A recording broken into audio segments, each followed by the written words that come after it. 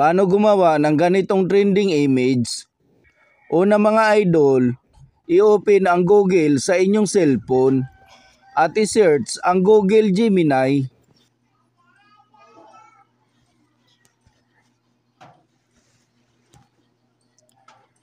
Pag dito na kayo mga idol, pindutin itong plus sign dito sa baba.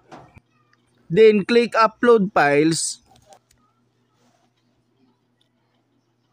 At pumili ng inyong picture na gusto mong gamitin.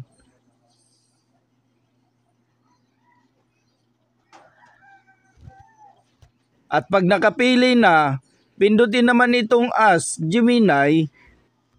Dito nyo ilalagay yung prompt na gagamitin nyo para sa inyong picture. Ilalagay ko sa description nitong video ang prompt mga idol para makopy nyo din ito. Pag na-paste nyo na ang prompt mga idol, pindutin nyo na itong arrow dito sa gilid. Antayin nyo lang mga idol at mag-generate na ang inyong picture. Kung gusto nyo ng mga tips and updates na kagaya nito, subscribe for more. Thank you for watching.